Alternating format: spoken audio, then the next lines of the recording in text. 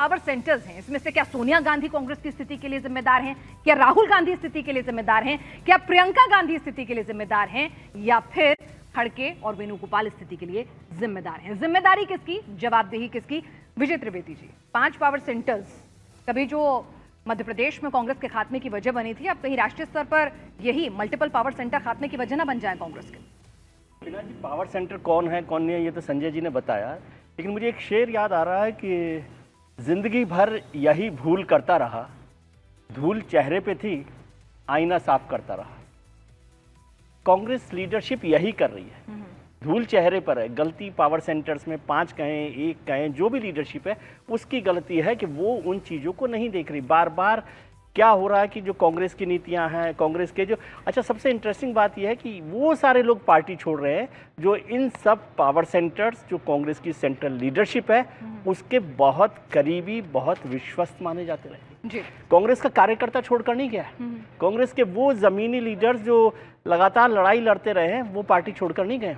Ashok Gehlot party छोड़कर नहीं गए, सचिन पायलट का पार्टी छोड़कर नहीं गए, लेकिन संजय निरुपम जाते हैं, रोहन गुप्ता जाते हैं, जो पार्टी की इकोनॉमिक कमेटी के बड़े वो नाम गिने जाते हैं, प्रवक्ता होते हैं, उनको टिकट दिया जाता है। गौरव वल्लभ साहब आज आ गए हैं, वो भी फाइनेंस का काम कर रहे हैं। मिलिंद देवड़ा जो राहुल गांधी की कोटरी के लोग माने जाते हैं, अशोक चौहान जो गांधी लीडरशिप के बहुत करीबी लोग माने जाते हैं। मतलब जिन लोगों को पार्टी ने सबसे ज़्यादा दिया, जिन लोगों को पार्टी का नेतृत्व सबसे ज़्यादा अपने करीब मानता रहा, वो इनको छोड़ के जा रहा है। इसलिए अब ये रोज़ बहाने, पीनाथ जी जाएंगे तो कहेंगे नहीं ईडी का डर लग गया, विजय त्रिवेदी जाएंगे तो कहेंगे इनको दूसरी बात नाराज हो गए, इनको टिकट नहीं मिला था, आरती जी जाएंगी तो कहेंगे इनका तो कोई वजूद ही नहीं है। ये सब छोड़ने की बजाय ये इंट्रोस्पेक्शन का वक्त है कि कांग्रेस पार्टी इंट्रोस्पेक्ट करे। और ये भी बहाना मैं नहीं मानता कि नहीं सत्ता नहीं है इसलिए। जनसंघ और भारतीय जनता पार्टी तो 40 साल 45 साल सत्ता में थी नहीं, और उसके बाद जब यूपीए सरकार आई, यदि पुराने हिस्से को छोड़ दें 2004 से 2014, 10 साल भारतीय जनता पार्टी सत्ता से बाहर रही है। कितने लोग छोड़कर गए? इसका मतलब आपको ठीक से देखना पड़ेगा कि ये बहाने बनाएं, दबाव लगाया कि उनका दबाव है, अमित शाह साहब का दबाव है, ईडी का है, सीबीआई को, इसको छोड़ने के बजाय इंट्रोस्पेक्ट करें कि असल परेशानी क्या है, और ये असल परेशानी लीडरशिप के अंदर है, तो उनको सब चीज़ें देखनी होंगी। आरती टिक्कू जी, लीडरशिप के अंदर परेशानी की बात है, वो कह रहे हैं 5 पावर सेंटर हैं जिसका जिक्र विजय जी ने किया, लेकिन क्या राहुल गांधी जो ट्रांजिशन हुआ था पार्टी का, एक सत्ता का स्थानांतरण हुआ था, तो क्या राहुल गांधी अपने आप को एक लीडर के तौर पर आज भी स्टैब्लिश नहीं कर पाए हैं? देखिए, राहुल गांधी इनफैक्ट मैं सोर्स मानती हूँ उस जो पतन हुआ है कांग्रेस का पिछले कई सालों में, वो उसका एक सोर्स है। लेकिन लीडरशिप एक तरफ, आइडियोलॉजिकल वैक्यूम या आइडियोलॉजिकल कन्फ्यूजन जो है वो भी एक बहुत बड़ा फैक्टर है कांग्रेस के पतन का। वो इसलिए क्योंकि अगर आप देखिए, कांग्रेस ने बहुत लंबे अरसे तक अपने आप को गरीबों की पार्टी अपने आप को प्रोजेक्ट किया उस तरह से।